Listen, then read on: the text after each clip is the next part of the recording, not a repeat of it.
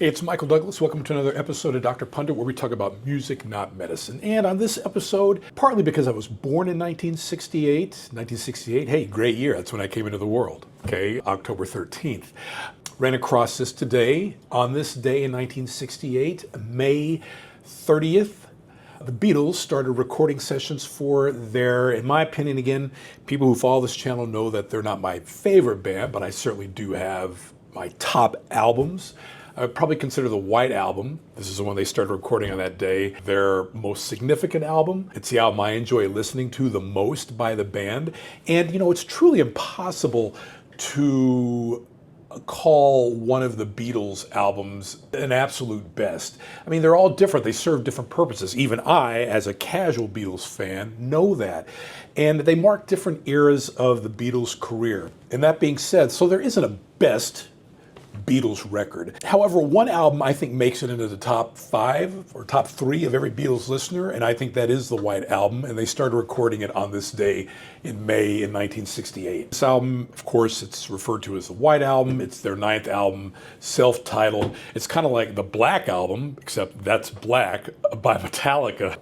Self-titled album, no one calls it that. Music, of course, way different. But the album's production and release came at a very transitional time, I think, for the group. And it was released roughly 2 years before their breakup, and it was the first album they released after studying transcendental meditation. So there was really a lot going on with the band. And maybe that's one reason I really like hearing this album. And if I'm going to listen to anything by the Beatles, it will be a track or two from this album. So in a sense, this album did mark the beginning of the end, and I think it really does in a really big way. And the Beatles' White Album is undeniably one of the greatest albums of all time. You know, again, I get it, and I think a lot of people would agree with me. So the Beatles, I think, when you try to think of the recording sessions for this album, they really started off gangbusters. The first couple of sessions were more than 12 hours a day. They were there with the Maharishi. They really had to get this done. They wrote the majority of the songs on the album. So they were really focused, and they really weren't messing around here. And the majority of the sessions, as the lore goes, was spent with the song Revolution. And also one of the things that I like when I kind of listen to this album is that,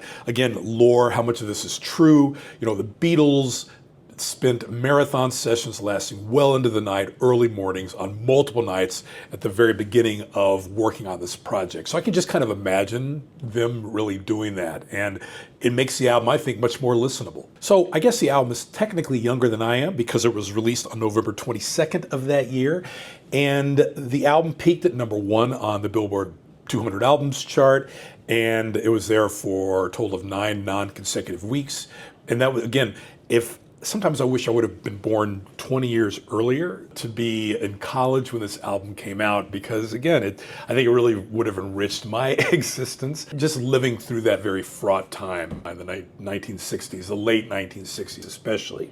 I guess if I had to pick a couple of top tracks that I listened to on the song, it would be these. Back to the USSR, a perennial favorite. Great way to begin an album. Sound of the plane landing, touchdown. You know, Paul has been vomiting throughout the flight, except it's really not Paul McCartney. It's Paul playing a Soviet agent who has been expelled from the West, as it were, as part of a civilized expulsion campaign, and he can't wait to get home because in his imagination, the Soviet Union is a Beach Boys paradise. And I think this song really demonstrates that it's really forgotten now, but I think that during the Cold War, anything which seemed to humanize the Soviet Union or Russia had the intended effect of making the plausible and proximal end of the world feel a bit less likely. And this next one I think a lot of people like, Obladi, and I think it's cool to really like this song. I don't know why. I think, you know, the Beatles are just kind of reaching out. Maybe this is the effect of their transcendentalism. They just want people to live a happy, normal life, right? Obladi, Oblada. But it's a catchy tune that builds and builds as you listen to the song. And if you don't care about Desmond or Molly,